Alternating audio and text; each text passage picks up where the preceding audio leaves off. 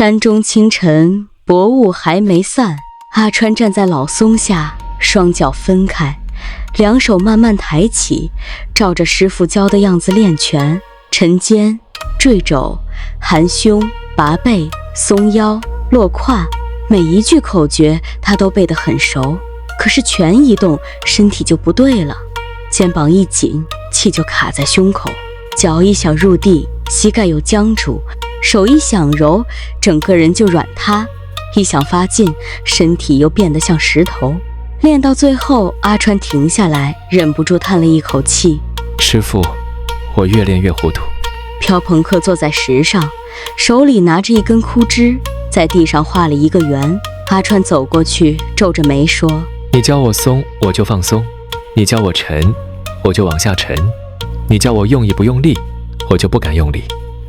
可是为什么一推手，别人一碰，我还是扶；别人一压，我还是赛；别人一引，我就跟着跑。朴朋克没有立刻回答，只是把地上的圆轻轻一抹，圆不见了，只剩下一片平平的土。阿川更不懂：师傅，你不是说拳有规矩吗？既然有规矩，我照做，为什么还是不对？朴朋克看着他，慢慢说：因为你抓住的是名字，不是道。阿川一愣：名字？朴朋克点头：沉肩坠肘是名字，含胸拔背是名字，气沉丹田也是名字。名字可以带你入门，但你若把名字当成真东西，就会被它困住。阿川低头看着自己的手：那我到底该练什么？朴朋克站起身，望向远处山谷：今日不讲招式，讲一章总纲。道可道，非常道；名可名，非常名。这句话不是叫你不要说，也不是叫你不要学规矩，它是在提醒你，凡是能被嘴巴说出来的，都只是指路的手指，不是月亮本身。阿川静静听住，朴朋克继续说：我教你沉肩，你便一直想把肩压下去，结果压成了浆。我教你坠肘，你便刻意把肘往下拉，结果手臂死了。我教你气沉丹田，你便用意把气往肚子里塞，结果胸口更闷。这就是落在名相里，真正的沉肩不是压肩，是肩不在扛世界。真正的坠肘不是拉肘，是肘找到自己该归的位置。真正的气沉丹田不是把气硬逼下去，是上面的浮躁松开了，下面自然能承接。阿川听到这里，眼神微微一亮。朴朋克抬手示意他站好：你现在不要想拳招，也不要想气，只是站着。阿川照做，脚底平放，膝不锁死，胯不顶住，肩不外撑，舌轻轻抵上颚，眼神收回来，不是必死，是不往外追。风吹过竹林，沙沙作响。朴朋克说：这就是无名，天地之始。无名就是什么都没有吗？朴朋克摇头：不是没有，是还没有分别，还没有前后，还没有左右，还没有输赢，还没有我要发人，也没有我要有气感。身体像一团未分的混元，心没有急住命令它，气也没有被你的念头拉来拉去。站桩最初不是为了站出神通，是为了让你从后天的乱慢慢回到先天的静。阿川闭上嘴，呼吸慢慢细了。朴朋克又说：但只有无孩不能成全。心念一动，重心开始分，一分就有阴阳，有阴阳就有虚实，有虚实就有开合，有开合，朋履己岸才有了根，这叫有名万物之母。阿川慢慢把手抬起，这一次他没有急住摆出形状，而是感觉脚底、腰胯、背脊、手指之间好像有一条细细的路。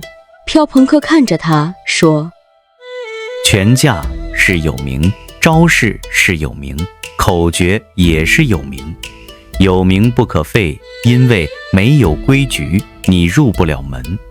但有名不可直，因为一直住，活的东西就变成死的。你练太极要先从有名入手，再回到无名，先学规矩，再忘掉死规矩，先知道手放哪里，再知道手为什么要去那里。先把路走熟，最后路才会在你身上自己开。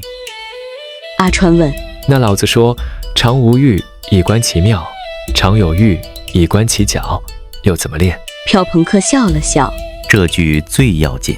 无欲不是什么都不做，是你练功时不要一直想要成果，不要一站就问气来了没，不要一动就想象任督通了，不要一推手就急着把人发出去。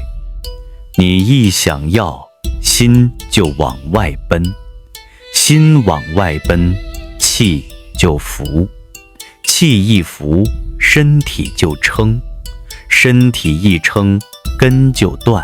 阿川听得心里一震，这正是他的毛病。飘朋克说，常无欲以观其妙，就是你先把贪快、贪强、贪奇的心放下，肩自然松，背自然展，腰胯自然沉，呼吸自然归。这时候你不是去制造气感，而是观察身体自己如何恢复。有的人会觉得脚底变厚，有的人会觉得丹田温温的，有的人会觉得背脊像被微风拂住，这些都不要抓，看见就看见，过了就过了，只要一抓，它就又变成妄念。阿川轻声说，原来妙不是我做出来的，是我不乱做以后它自己显出来。飘朋克点头，对。那有欲呢？飘朋克走到他面前，伸手轻轻搭住他的腕。有欲不是贪欲，是用意。当你接人来力，当你起势迈步，当你要发一寸劲，心里必须清楚，劲从哪里来，经过哪里，到哪里止，哪里不能断，哪里不能浮，这就叫观其徼。他微微一引，阿川的身体差点往前栽。飘朋克说，你刚才手先动，脚没跟上，腰也没接住，所以劲路段在胸口，这就是脚，边界露出来了。阿川重新站稳，飘朋克又搭住他的腕。这一次不要用手顶我，先让脚底支到地，胯里留一点空，腰像车轴，不要强转。我的力进来，你不要逃，也不要硬挡，让它过你的肩，落到背，归到脚。阿川照着做，这一次他感觉对方的力像水一样进来，却没有把他冲到，反而顺着身体往下走。飘朋克眼中露出一点笑意。这就是有欲观脚，你不是乱想，你是在观察进的路线。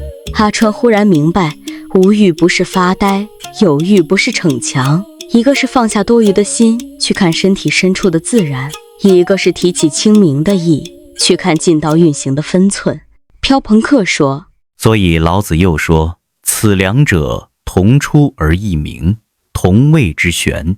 无与有不是两件相反的东西，静与动也不是两条路。你站着不动，里面气血仍在运行，你打拳不停，心中却可以安静如水。真正的松不是软掉，真正的刚不是僵硬，柔里有骨，刚里有活，脚下有根，身上才有空，心里不争，手上才有变化。阿川看着自己的掌心，感觉以前学过的口诀好像突然有了生命。飘朋克最后说，玄之又玄，众妙之门，不是叫你追求神秘，它是在说，当你不再被一个名字绑住，不再被一种感觉骗走，不再把一招一式当成死法，你才真正进门。门开了，不代表你已经到山顶，但至少你知道路不在嘴上，而在身上。夕阳落在山谷，雾气慢慢散开。阿川收拾后站了很久。以前他听见道，总觉得那是很高、很远、很玄的东西。